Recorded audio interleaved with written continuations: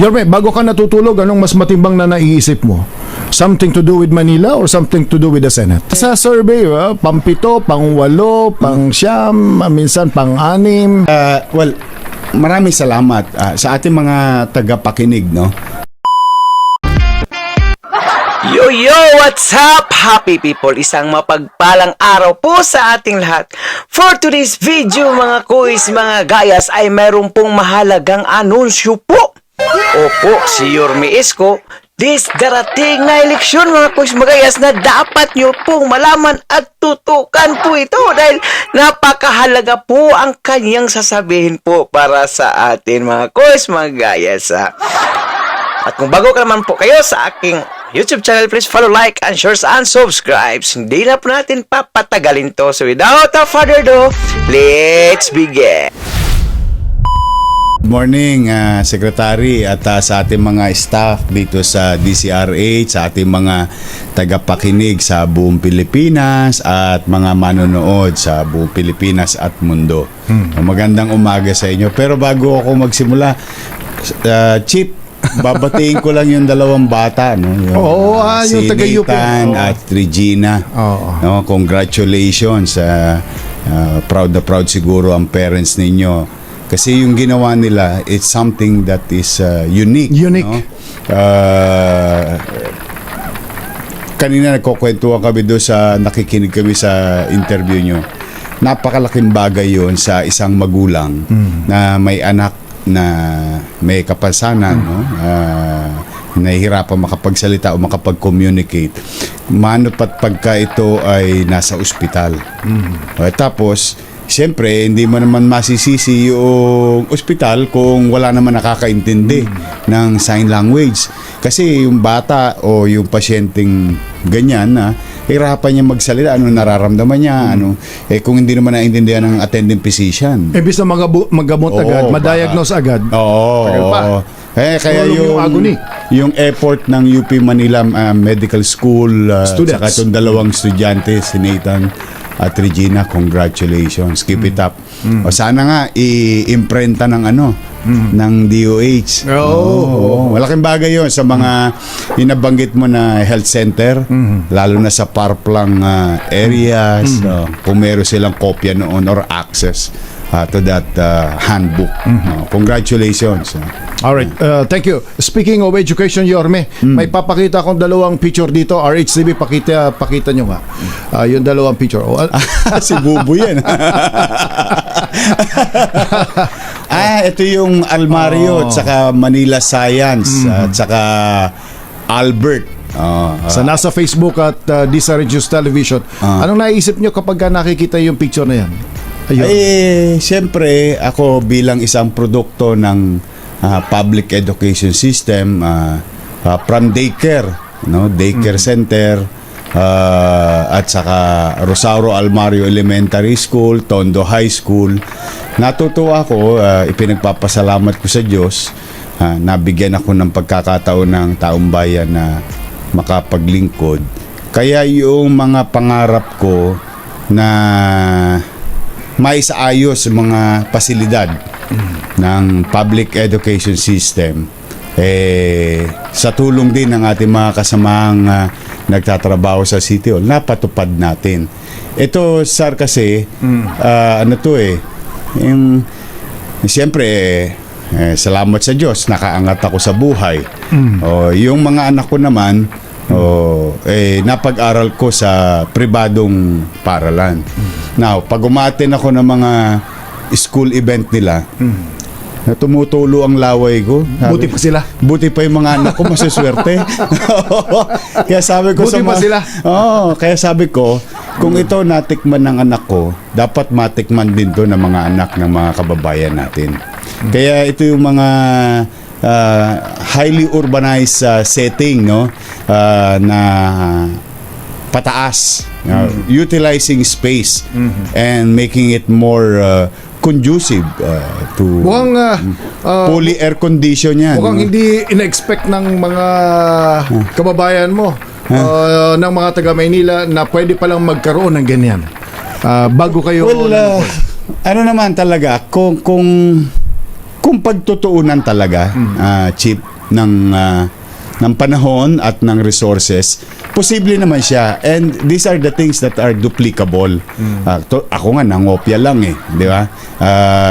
Tingin ko naman through times, with consistency, one at a time, before you know it, mauubos lahat ng public school building na luma at magiging makabago na at conducive. Ano yung makabago sa definition, sa mindset ninyo? Well, makabago in such Ito a na way. yung almaryo, ito na yung standard. We would like to share it.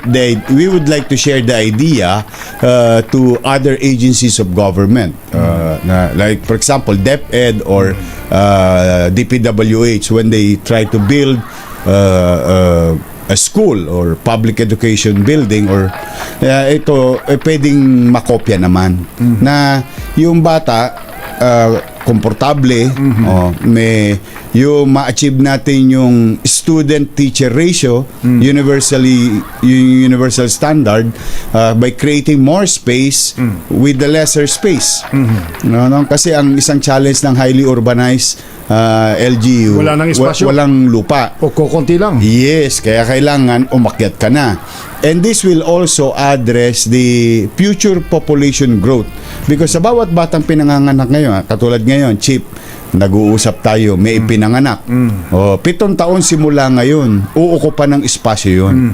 So, the government, for that matter, should look into it. Ano ba ang growth natin?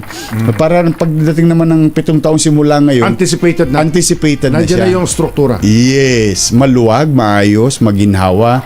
At saka yung mga magulang, matutuwa din dahil imbis na naglalagkit-lagkitan yung mga anak nila. Nung araw kami, alam mo naman tayo, puro tulo ng pawis ang inaabot natin sa init ng panahon. So, Ito, fully air-conditioned. bawat classroom. Tapos, ang isa pang challenge sa public education system like primary and secondary, most of it, is yung mga pasilidad laging nasa labas, in this case, ito katulad dito, may aircon to na auditorium, may aircon na gymnasium. Kumbaga, mas gaganahan yung bata pumunta sa library kasi air-conditioned din yung library niya at may kantina. Kasi nung Sa library, walang tong eats. wala. So, yung bata, Mapipilitan siya magbasa. saka yung Regulated, hindi pwedeng kung ano panonoorin. yes, saka kung ako bata, papasok ako sa eskwela, tingnan mo sir. Ako, alam mo naman yung parola, di ba? Kung saan ako lumaki, yung parola Tondo. Kung halimbawa makakatikim ako ng ginawa o aircon, alam mo, malamang ako lang naman to, Ako lang naman. Doon na ako. Doon na ako. Maga pa lang, papasok na ako. Hindi na ako mahirap gisingin ng nanay ko. Kumbaga, siyempre, Meron akong excited hours na ka eh. Tapos, naka-elevator ka. Alam mo yun, parang, pwede pala yun sa public education system facility. Sabi ko, lahat naman yan pwede. Basta yung limitadong resources ng gobyerno, pagka itinuon mo talaga doon sa pangarap mo para sa mga nasasakupan mo, pwede namang mangyari. Alright. And in fact, mas marami pang LGU na mas mayaman sa Maynila who can do better than us. Mas kaya nilang gawin. But at least ito, meron na silang nakita na, paliit ang espasyo dahil parami ng tao. Now, at least, with those building like Albert, now yung magsaysay pahalos sa halfway na, with those facilities, kumbaga already na kami na meron kaming espasyo in the next 10-15 years with our population growth. Pagising nyo sa umaga, yan ang naisip nyo. So pagising na umaga, naisip nyo ang Kailangan mo nangyayari sa ihanda. Maynila. Kailangan mo ihanda eh. Kailangan mo ihanda yung pamahalaan dahil kailangan mong tugunan yung pangangailangan at yung pangangailangan as time goes by, lumalaki. Alright. Kaya bang isustain ng lungsod ng Maynila halimbawa itong almaryo? Kaya yan. Kaya yan, sir. Kaya pang padamihin yan. Halimbawa, Kaya sa mga- padamihin yan yan. in our own little way, no, modesty aside, ito, Planning lang. apat ito. Planning lang. Apat tong tinira na to. Tapos yung Manila Science, Almario, Albert, Magsaysay. Magsaysay. All 10 story. at na, sa malalaking community. at malalaking community. Sa tingin nyo, mag-i-improve ang quality ng education sa infrastructure na ito? Well, I always believe in our teachers, whether it is air conditioned or not, whether Okay. it is masikip or maluwag. Tingin ko naman with the capabilities ng ating mga guro, kaya naman lagi mataas naman ang ating kalidad ng edukasyon. Kaya lang ito, mas conducive to oo. learning. So there is science to it, no? When it is conducive, no, mas maayos ang pasilidad, mas maginhawa para sa guro o sa teaching personnel at mas maginhawa sa mga bata, then maginhawa din ng pag-aaral o yung absorption ng mga lectures and so on and so forth. And the excitement is there. Kasi may sense of pride yan. Sabi nga sa'yo, kung ako nga sabi ko, sa parola, sosok pa ako sa almaryo. Ang tangos ng ilong mo, taas ng noo mo. Air conditioned. Oo, ang eskwelahan ko public. Pero, Parang pwede ko bang bagitin? Parang Lasal parang Lasal. parang ano yan, ang kinuhanan ko ng peg dyan, yung Xavier School. Xavier. Xavier School. Tapos yung spaces was designed enough to create air. Pansinin mo yan, sir, no? Sa ground floor. Yung walang classroom. yung pwedeng umikot yung hangin. Yan. Tapos pag naulan, may mga ano yan, pwede na hindi na nasa kalsada mag-aantay yung bata. May atraka yan eh. May yung pwede kang pumasok. Kaya nung nag-speech nga kami nung sa Albert, sabi ko, aba, parang may labi na to ha. Sabi ko, dito, papasok dito, chikot. O papasok dito, sidecar. O pedicab, tricycle. So, o pwede ng pipick kotse. upin nila yung mga anak nila. Pwede ng kotse. Bahala sila. Parang Siyempre, yung sa may Mega Mall, sa Ayala Mall. Ayan, yung kumbaga, na pwede nang papasok sa loob. So, yung bata ngayon, Hindi na maulanan. hindi maulanan. Hindi malalagay sa alanganin panatag yung mga magulang na yung anak nila habang hinihintay nila nasa loob pa ng paaralan. Kasi yung ibaba niyan, pwede talagang waiting area. So they're still inside the school. Di ba tayo pagka bell na, uwian na, lahat tayo nasa labas na eh. Kasi papasok na yung bagong set. Alam mo, pang umaga ka, papasok na yung panghapon. So ano yan, nasa labas lahat na. Ang problema mo nito, yung ibang dapat umalis na, nandun pa sa aircon. I'm happy for them. Mag-enjoy sila. Yung Albert na gawa pa natin na yung common ground, no? Na may soccer field pa 'yon. So, greeneries. ito high-rise, air-conditioned, tapos yung facilities sa loob. Yes. Computer yung mga lab, kakailanganin pasilidad. parking facilities. Science laboratory. Ito na yung present and future ng Maynila. I hope so. I Na hope so. prototype na pwedeng gawin sa ibang LGU at Pwede naman. areas. In fact, may mga inquiries about it ng ibang LGU. We share the idea. sa design, yung mga ganon. Saka ano naman to, hindi naman to engineering marvel, no? It's just that Common sense. yun, yun. Logic. Alright, mamaya sa ating pagbabalik, tinan natin. Nakita na natin yung prototype ni Yorme. 4 ho yan na malalaking paaralan, air-conditioned, tapos high-rise, tugon sa papalit na espasyo sapagkat parami ang tao. Tingnan natin. Housing, mamaya sa ating pagbabalik. Ang oras natin, 8:24 in the morning.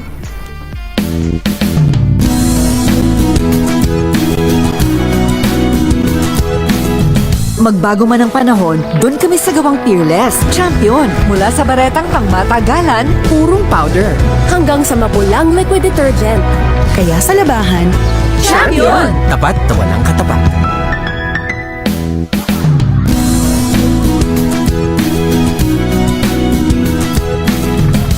Magbago man ang panahon, doon kami sa gawang Peerless. Champion! Mula sa baretang pangmatagalan, purong powder. Hanggang sa mapulang liquid detergent. Kaya sa labahan, Champion! Tapat na walang katapat.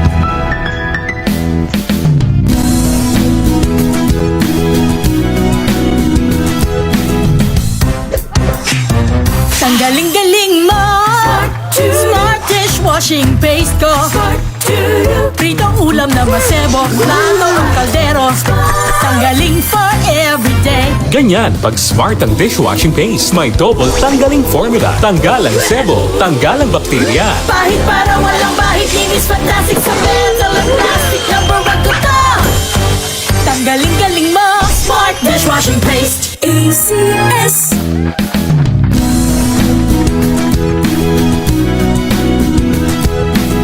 Magbago man ang panahon, doon kami sa gawang Peerless. Champion! Mula sa baretang pangmatagalan, purong powder. Hanggang sa mapulang liquid detergent. Kaya sa labahan Champion! Tapat na walang katapat.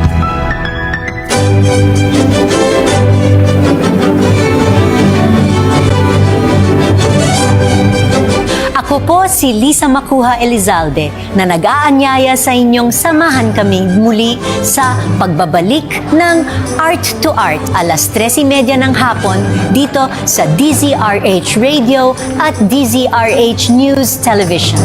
Usapang sining at kultura para sa lahat tuwing araw ng linggo. Huwag kaligtaan! Magbago man ang panahon, doon kami sa gawang Peerless. Champion! Mula sa baretang pangmatagalan, purong powder. Hanggang sa mapulang liquid detergent. Kaya sa labahan Champion! Tapat na walang katapat. Tinesting, sinuri, siniyasan. Ang resulta?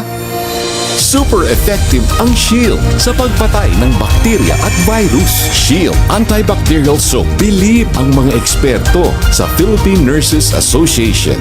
At si Mami. Tiwala ako sa Shield. Shield Antibacterial Soap. Napatunayang mabisa. Ang mga nurse, tiwala. ACS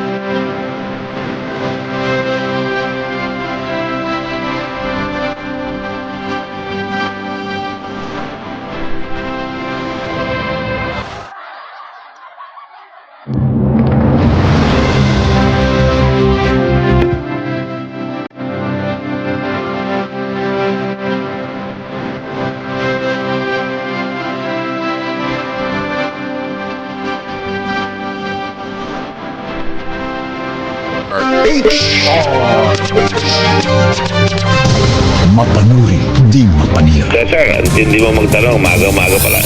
Nag-uugnay, hindi naghihiwalay. Mo sa tama yung direksyon ng mga tanong mo kasi this requires unity, solidarity, teamwork sa gobyerno. Naghahanap ng solusyon, hindi lang opinyon. Magandang tanong yan, magandang na ilabas mo yan. Kasi nga, ang isa naming hihingin dyan, makita itong mga kontratang ito. Pinagkakatiwalaan. Maraming salamat, Cesar, at mabuti na sasabi pa natin itong mga problema ito sa programa mo.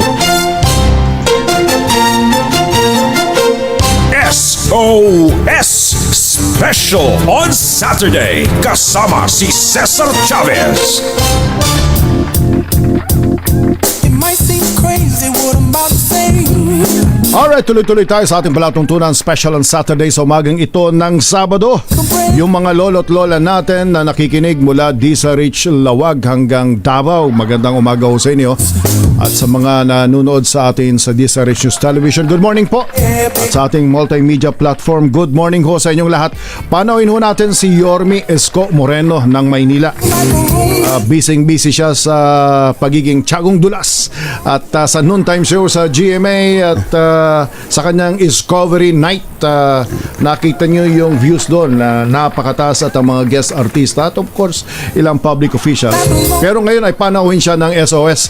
Kanina pinakita natin yung mukha ng paaralan na isang pangarap ni Yorme nung siya ay bata pa, high rise, medium rise, high rise at fully air conditioned at maganda yung pagkaka-design at sabi nga baka sa mga susunod na pagkakataon baka madagdagan pa yun at pwedeng gayahin At wala na magkakaanan. yun ang blackboard. yun yung blackboard. Kasi glass na yung sulatan. Oh, yung sulatan. Yung pa yung bago. Yung bago na. Wala nang chalk. Wala nang chalk. Tapos yung bangko nila, pwede na nilang i-adjust based on their height. Yung naitataas, hindi yung ganito na sturdy siya, pero pwede siyang elevate. So pag bata, pwedeng ibaba ng konti. Ganun din yung desk. Yung frustration mo nung kabataan ka, ito na ngayon. Yung di ba pag nasa desk ka, parang hindi ka abot. Tas nangangalay. Depende sa height. Nangangalay yung kamay mo kasi nakaganon yung kamay mo, mas mataas sa katawan mo. Okay, so yan nga. Ngayon, may papakita tayong picture sa mga nasa YouTube at Facebook at cable channel. Tingnan natin yung picture na ito. Anong naalala mo rito, Yorme? Condominium. Ito yung mga natin, in-city vertical housing program. Chief. Pero bago natin pagpatuloy, total binati mo na yung mga lolo't lola natin sa buong Pilipinas. I love you mga lolo't lola ko sa Maynila.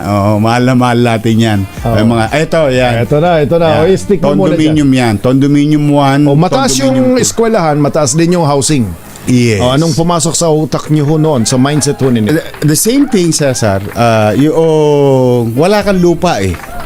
Unlike in the provinces, ang syudad at ang tao. Talagang sisikip at sisikip whether you like it or not. So from simple imagination, parang parang pag nakikita ko yung picture ni Yorme, parang pangtong. Ano to? Ang peg ko naman dito parang DMCI condo living. Condo living. 2 elevator. Tapos livable space. Ito 2 bedroom. Ang logic ng 2 bedroom, mapahiwalay ko yung magulang at may sarili namang privacy yung mga anak, no? Then may option sila mag-aircon. Makikita mo yung iba naka-aircon na, pwede sila mag-aircon. At ang beneficiary nito ay talaga yung mga walang bahay. Mga nangungupahan, mga squatter, katulad halimbawa, itong condominium 1 and 2, yung isang durug na halos madudurog ng building doon sa katuparan. Isa sila sa beneficiaryo. Tapos, halos kalahati nun, yung general population na nag-apply. Ang nangyari naman doon sa Binondominium, yung isang squatter doon sa gitna ng island, ang ginawa ko dito sa dalawa basketballan natin sa Delpan. Yung isa gymnasium, isa open court. Yung open court, yun doon natin tinayo yung Binondominium naman. No, yung squatter dito sa tabi mismo, sila yung inakyat natin doon sa Binondominium. Ano yan, no? Condominium 1, Condominium 2, Binondominium 1, Base Community, yung townhouse type. At saka ngayon, malapit ng buksan, mai-deliver ng siyudad ng Maynila yung San Sebastian Residence, San Lazaro Residence, saka Pedro Hill Residence. Mas mataas naman to, 20-story naman, saka may swimming pool. Ito naman ang programa natin dito, kinopya naman natin to sa Singapore. Ang kaibahan lang nito sa Singapore, Chief, sa Singapore kasi nagbabayad ka as a form of equity. Yun ang equity mo. Kaya lang sa Singapore, kayang gawin yun ng mga Singaporean, dala ng may available na maayos na trabaho at sweldo. May Ibig sabihin, disposable income. may disposable income. In our case, ang based sa karanasan ko rin bilang isang squatter, yung iba naming mga kakilala nung araw, pag nabigyan ng gobyerno, nabigyan sa dagat-dagatan, usong-uso nung araw, dagat-dagatan, sapang palay, o Cavite, ang tendency kapag nagigipit, kasi may ownership binibigay di ba? May ownership, pag nagigipit na ibebenta.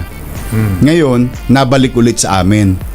So meron namang iba, mga ilan, mga professional, talagang umaasa lang sa gobyerno, tapos bebenta ulit, balik ulit sa squatting.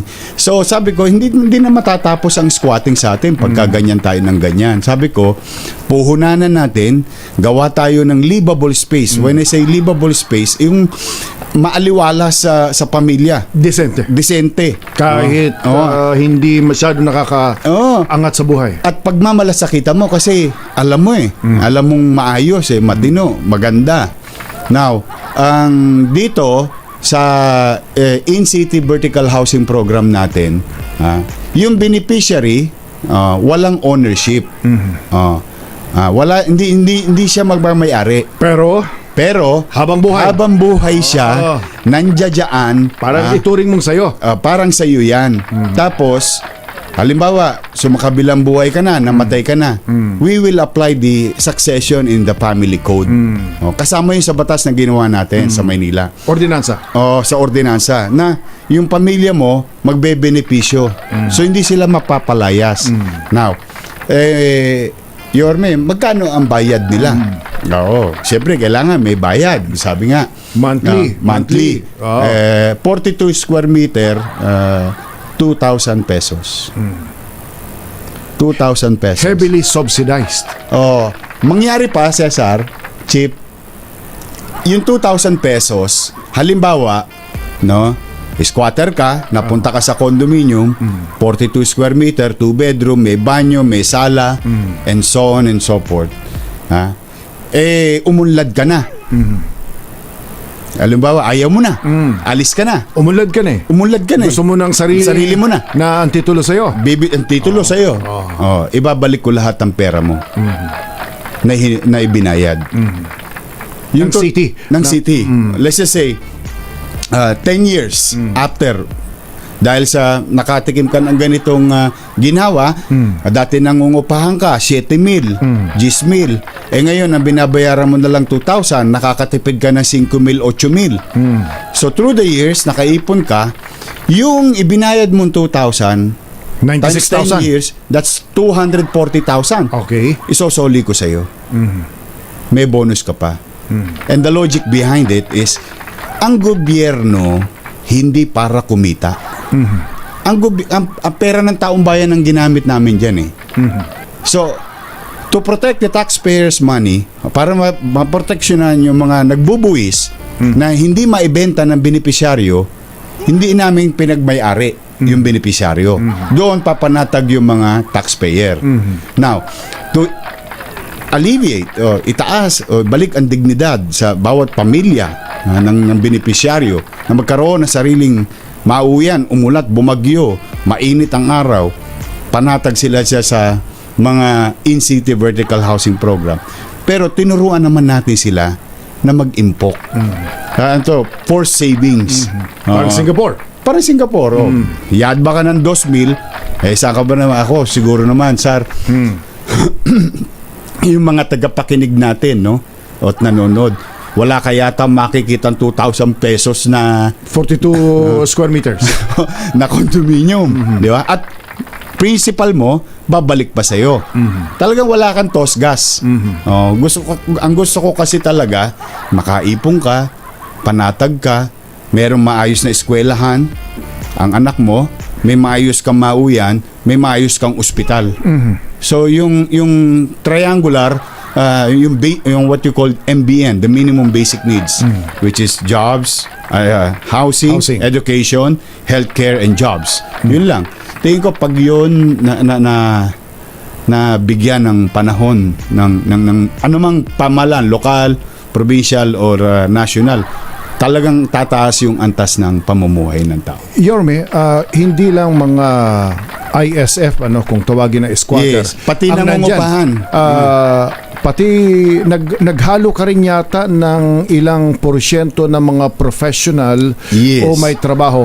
Yes. Anong mindset, anong kultura ang gusto nyong mabago sa mga squatter kapag ka pumasok dyan sa condominium? Naalala mo yung concept nun sa ang noon, sabi ko, may napakinggan kasi ako, kapag ang halimbawa lahat pinagsama-sama mo, kumbaga you'll have the same kind of results, no? Pag pare-pareho ang uri ng mindset. Now, kung halimbawa yung isa talagang walang-wala, lugmok na lugmok, tapos nakikita niya yung kapitbahay niya masigasig Sa floor na yun, sa floor na yun, nagtatrabaho. At hindi nagtatapon ng basura sa At labas. hindi nagtatapon ng basura sa labas ng pintuan. So, dalawang Medyo bagay lang maganda yun. ang amoy pagka binuksan ng pintuan.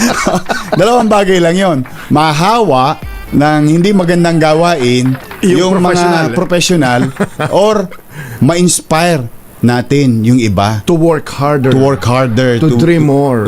Kasi Para to be more productive, para Oo. pwede rin palang pag binuksan ng pinto niya, mabango. ako kasi sarang paniwala ko, yung bang pagka ikaw umaangat, lalo kang nangangarap.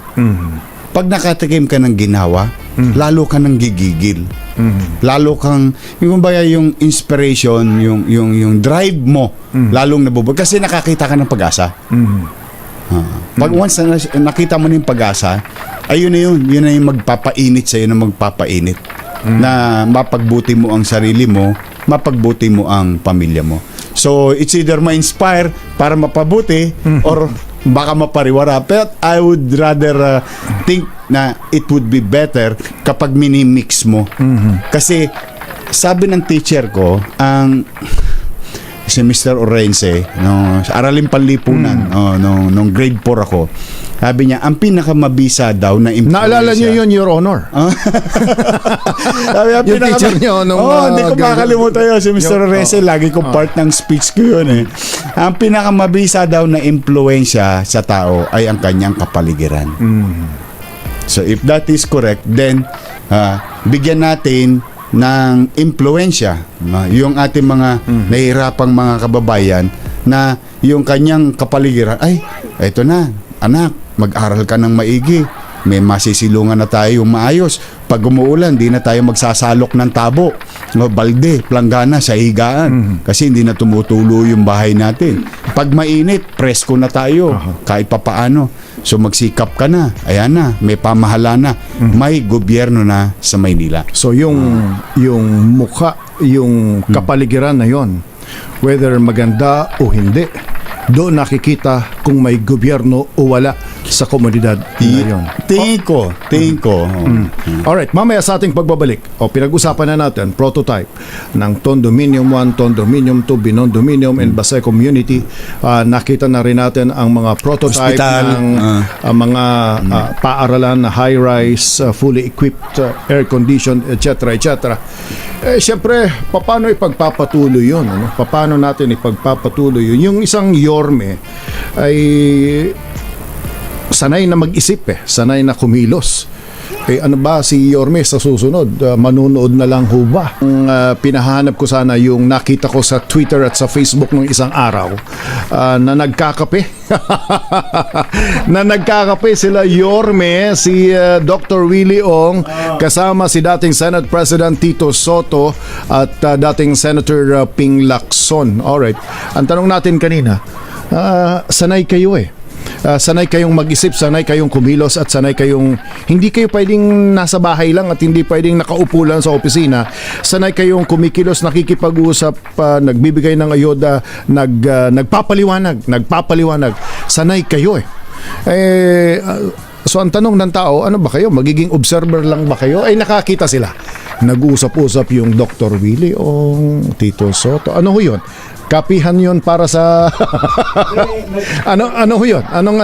Kami ni Doc Willie, constantly nagte-text kami. Tapos, itong makahuli, no, wala lang, nagkakamusta kung anong plano-plano. It's a casual afternoon for us.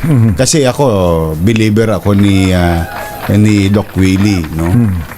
He's been doing a lot of service to our fellow men, countrymen sa buong Pilipinas, di ba?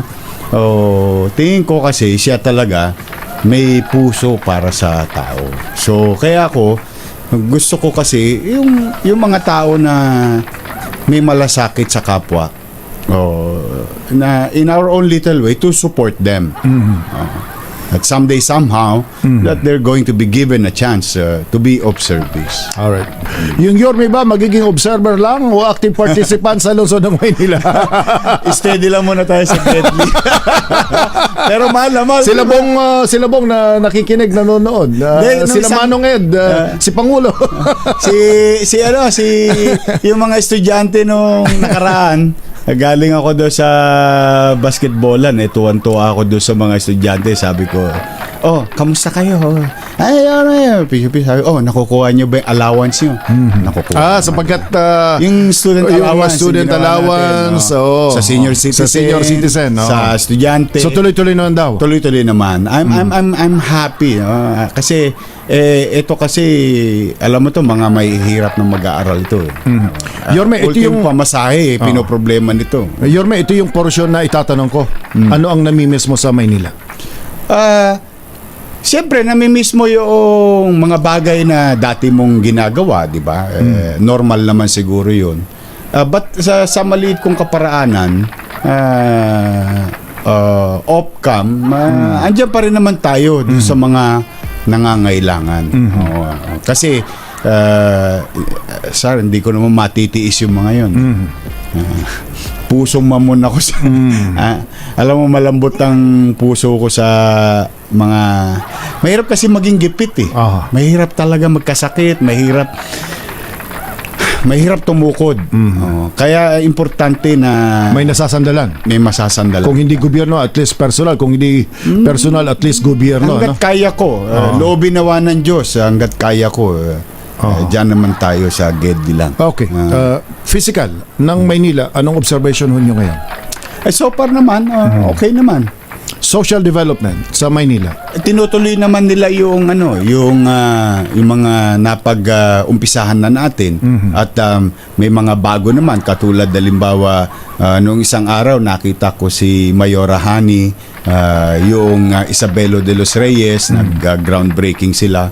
At ito, yung kinukwento ko nga sa inyo, malapit ng matikman, makamit ng mga taga Maynila yung San Lazaro Residence, San Sebastian Residence at Pedro Hill Residence. Tapos ito nga pala, sir, maidagdag ko lang konti, pati empleyado ng gobyerno pwede na magbenepisyo sa housing. Ang logic ko naman doon, yung hindi tayo pwede maging mabuti. City Hall.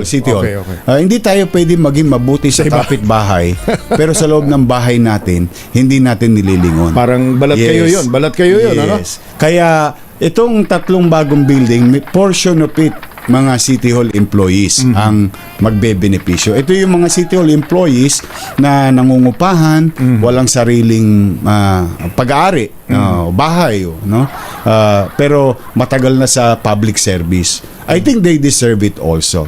So it's now a mixture, as you like yung tinanong mo kanina, squatter, nangungupahan, professional, halo-halo na sila. Tapos City Hall. At yung City Hall, ang isang logic doon, may enforcer ka rin ng disiplina. Saka kahit pa paano, di ba, yung ang tagal ko naglingkod sa bayan, yung pinaglingkuran ko, nilingon din ako. Alam mo yung, kung ikaw empleyado ng gobyerno, minsan, tumutulo din ang laway mo eh. Kapag uy, maswerte pala ito, nabigyan ng lupa ni Presidente. Oo, sana ako din. Kaya, yung, di ba, nakita ko kasi si President Bongbong Marcos namamahagi nung palupa, no? Yung Titulo ng lupa. Titulo ng lupa. Ngayon, kung halimbawa ako taga DAR o DNR o di ba wala naman akong lupa din. Di ba sana all ka?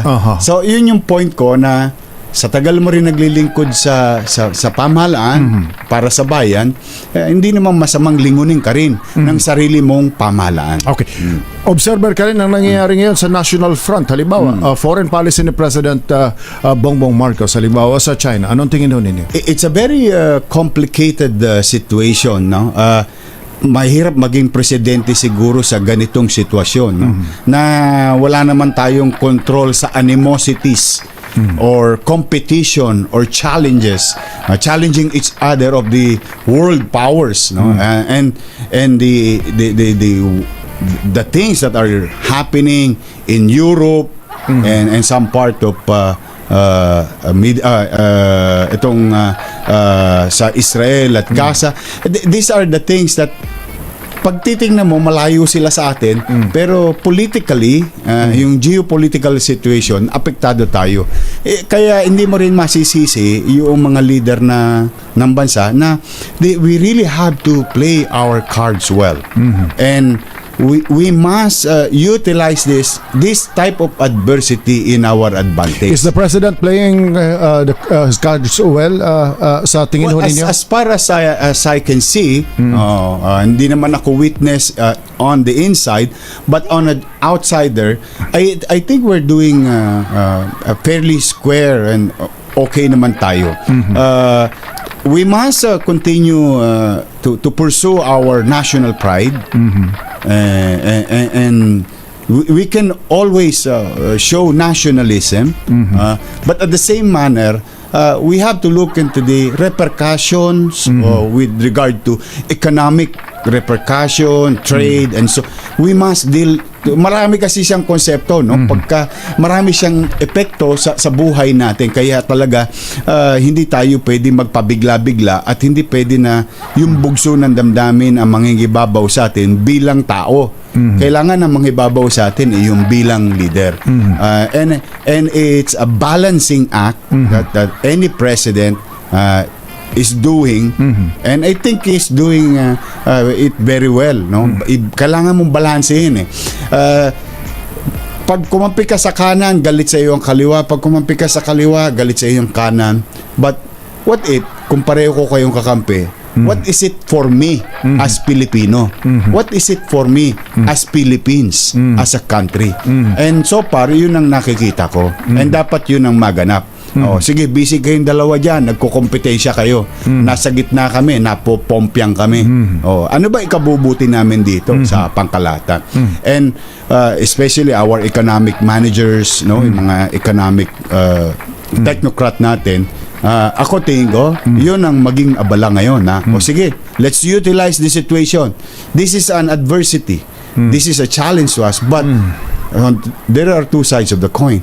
We may or we might have an opportunity to better ourselves economically, or at least with this situation we can learn from this to fully utilize our resources on some aspect to na proteksyonan as an archipelagic country, na proteksyonan ang ating mga dagat o tabing dagat. Yorme, bago ka natutulog, anong mas matimbang na naiisip mo? Something to do with Manila or something to do with the Senate? Nako, hindi ko masyado nag-iisip Nasa survey, pang-7, pang-8, pang-9, minsan pang-6, kung ano-anong survey na nakikita ko definitely hindi observer. Well, maraming salamat sa ating mga tagapakinig, no? Na I'm still on your top of your mind. I'm still there. Are you surprised? Surprised ka ba? Nagulat ako. Tandaan mo, galing ako sa OLATS. Talo tayo, Sar. Siyempre, di ba? Tanggapin natin ang katotohanan. Pero tuloy-tuloy ka ngayon nasa survey, kahit anong survey. Ibagay na pinagpapasalamat ko sa mga Pilipino. Ipinagpapasalamat ko kasi kahit papaano, siguro masasabi ko na appreciate nila yung mga bagay na ginawa natin sa Maynila. Talagang siguro hindi lang napanahon yung sitwasyon, no? But then again, I'm grateful to every Filipino, sa mga kababayan nating nakikinig. Maraming salamat sa inyo. But siguro time will tell. Time will tell kung kailan ang yung iba nga 70 plus na. Yung iba nga 80 plus na. Kayo wala pang wala pa kayong 50. Hindi, time will tell kung kailan tayo magdedesisyon. Pero ipinagpapauna ko naman. Na po 'yun, natatouch po ako sa totoo lamang. Pag nakikita ko yung mga data, sabi ko, mahal pa rin tayo ng mga data ng national at ng local. Siyempre, data ng Manila at ng national. Siyempre, lumulubag ang loob mo eh. Kaya pa hindi pwedeng observer. Yorme, thank you. I love you. I love you, mga lolo't lola ko, mga nanay, tatay ko, mga estudyante. Naku, mag-aral kayo maigi. Pahirap ng pahirap ang buhay, but kailangan natin mag-aral. Kayo'y napagbigyan ng pagkakataon makapag-aral. Pagbutihan nyo na. Dahil mapalad kayo, may magulang pa kayong kaya kayong papag-aralin. But then again, I'm happy today to be here, and thank you sa ating mga staff sa DCRH. Thank you, Secretary. At sa ating mga tagapanood at tagapakinig, I hope to see you soon. I love you. Hindi siguro sa Channel 7 lang. Hindi rin pwedeng sa Tiagong Dulas at sa Discovery Night. Sa baba. Yorme, maraming salamat. Thank you, Chief. All right. So, ayun nga po mga kuis, mga gayas, ang mahalagang anunsyo po ni Yorme Isko, mga kuis, mga gayas, no? Talagang marami po talagang nag-aabang nito, mga kuis, mga gayas, kung tatakbo pa ba po si Yorme Isko this coming 2025 election, mga kuis, mga gayas, no? Well, ang sabi po niya doon, mga kuis, mga gayas, ay talagang, kumbaga, nag-aabang po siya, nag-aantay po siya sa kanyang mga supporters kung ano po ang tamang gawin, mga kuis, mga gayas. Kaya ngayon po ay i-post po natin talaga na talagang kailangan po si Yorme sa Senado, mga kuis, mga gayas.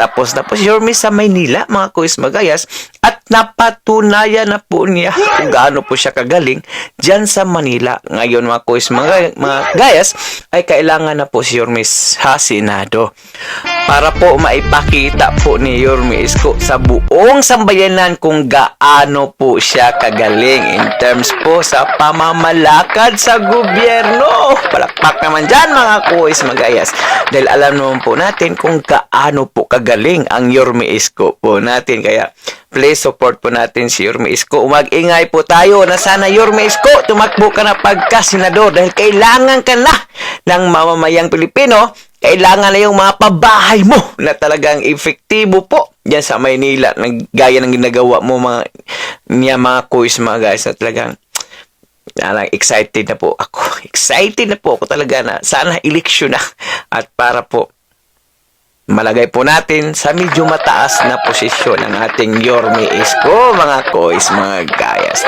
Okay? Huwag po tayong titigil. Simula ngayon, mga kuis, mga gayas, balik na po tayo sa Isko Moreno. Okay? At dahil mabot ka sa dulo ng ating video, may karapatan ka pong mag-like, share, and subscribe. So for now, I'm God. God is all, peace. God first!